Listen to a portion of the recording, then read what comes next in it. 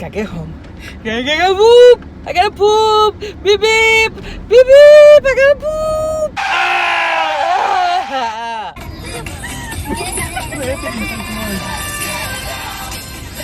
What the fresh hell is this? Let's get loud. Ah, James Corden, no. Ain't nobody gonna tell you what you gotta do.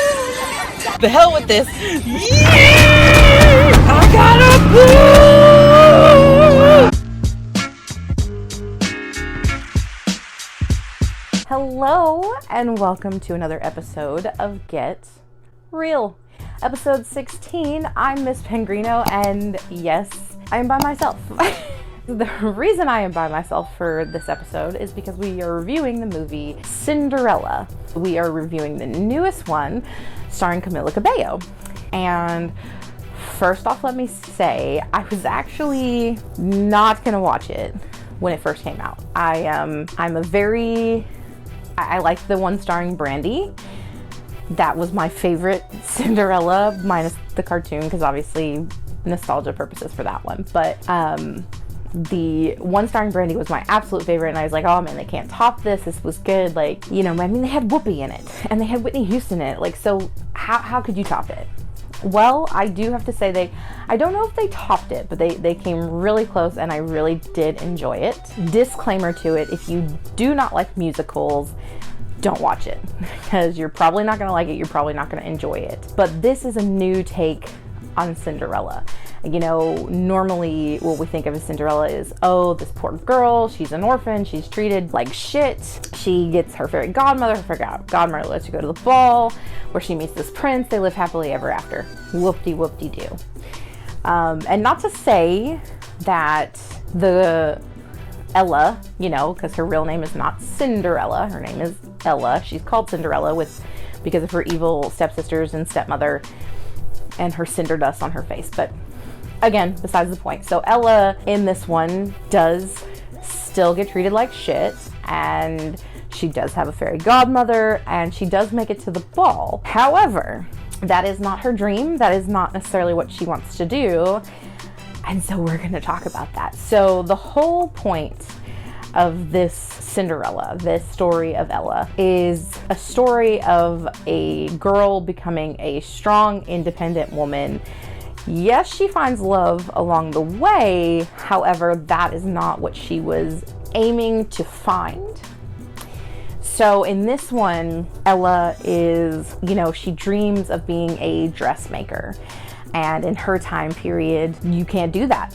Women can't do anything except for keep a house and children and follow whatever the men in their lives say. Yeah, so that's shit right there. So Ella is determined that this is not going to be her life. She wants to be a dressmaker. She doesn't think of anything past that. Her stepmother, however, which in this one I do have to say she's not as evil in a sense as like other Cinderellas, but she really thinks she's doing what's best for Ella, which is finding her a husband, finding her a wealthy husband, so that she can be taken care of for the rest of her life.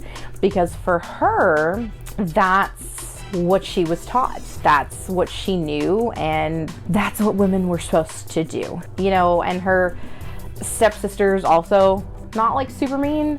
They're ridiculous. Ridiculously funny.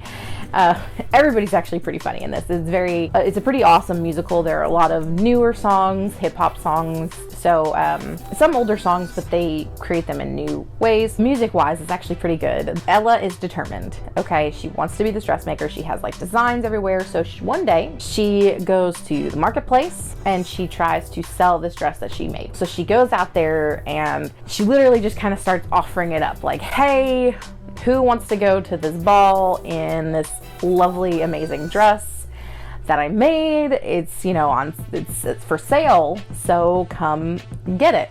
Of course, because she looks like a peasant girl, everybody just assumes that she stole it. While all of this is happening on her side, on the prince's side, his father wants him to settle down, marry off, you know, make a good marriage, to expand their kingdom, expand their wealth, their power, all that good stuff. And he's not about it. In fact, he saw this peasant girl at his father's rally speech, you know, kind of make a fool of herself, and he's very interested. He wants to find her. So he goes out looking, dressed as a peasant, and comes across her again while she's trying to sell her dress. And he starts conversation like, why are you trying to sell this dress? Like, you're a woman, this is not what you do. And of course she explains her hopes and her dreams, and he tries to like convince her to go to the ball, because of course obviously the ball is for him to find a bride.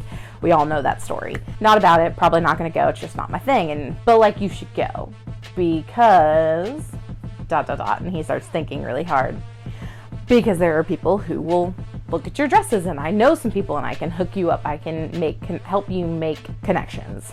And so he gets her to go with the hopes of these promises anyways, and he winds up buying her dress. Not gonna tell you what he does out with that dress, because that's at the end. Don't want to spoil it. So anyways, she gets her lovely fairy godmother, who creates a magical dress for her to wear to the ball, to showcase her work and to talk about her work. To which she gets to the ball, and that's kind of when the story takes a turn. I'm gonna stop at the ball because no spoilers, I just don't want to do that. I truly enjoy this. It's an Amazon original, I guess, because it was released on Amazon. It is free to Amazon Prime members. I don't know why I didn't really want to watch it at first. I guess, like I said earlier, because I like the Brandy version. That's where I was stuck, and I didn't want to open my eyes to another one. But when I realized what was more so the story of this one was not exactly Cinderella's story, it really drew me to it. So the story is a woman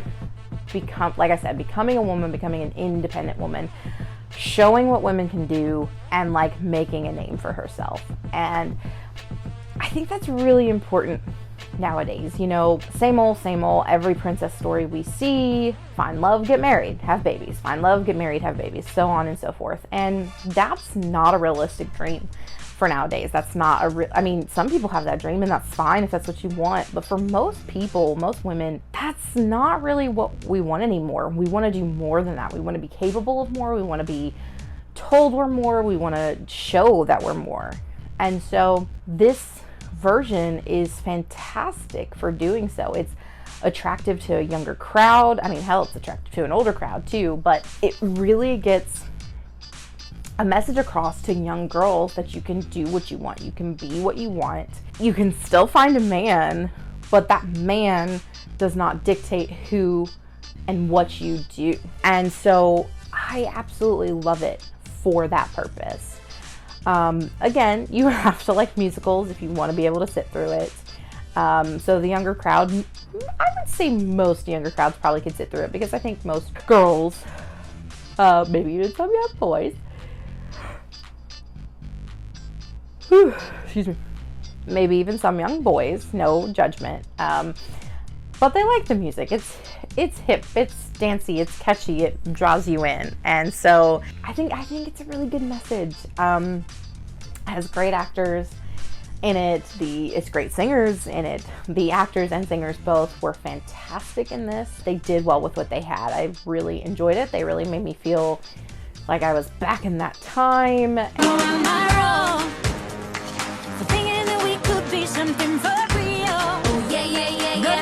Spoiler on this though, the fairy godmother is a man, and he is fabulous. Yes! Now this is how you make an entrance!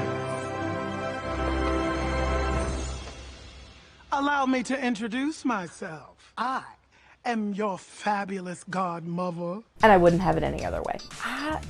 To be honest, I don't know if I really have anything bad to say about this, because it wasn't even just like music. There were instruments and like band members, which is kind of nice. And I can't believe I enjoyed it as much as I did, but it is definitely one of the best Cinderellas I've seen. It's one of the best princess movies I've seen, and it's mostly because of the message it tries to get across, which I think it succeeds. You fit in wherever you decide you do. It's about damn fucking time. We need that message that we are capable human beings who have rights and abilities and brains to do whatever we want to do, to be whatever we want to be. Our mamas told it when we were younger. We believed it. Then we got kind of older and we're like, given this society, there's no way this is going to happen. And yet we still want to try to push this message. We still want to get it out there because it is true. And Ella in this version is enigmatically herself no matter what. And I don't even know if that was the right word to say, but I'm going with it because it sounded right and I liked it. But she is unequivocally, maybe it's a better word, unapologetically herself, whichever way you want to say it.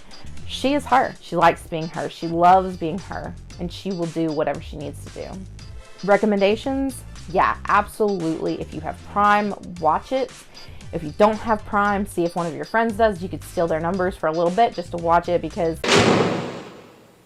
it's really, really good, especially if you have young children. Like, let them know, boys and girls, let them know there are no gender roles. There are no, like, this is your place, this is mine, this is how we do it. Because that's just not the case anymore. Things are so different nowadays, and like, we need movies and messages to say that to kids. And this does it with a song, and does it with a band, and glitter, and dresses, and hilarious actors and actresses, and a good time.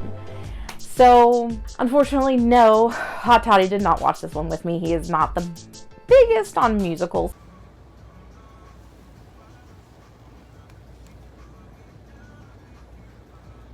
Think again. Love wine. So, 10 out of 10 for me, man. I mean, wait a minute.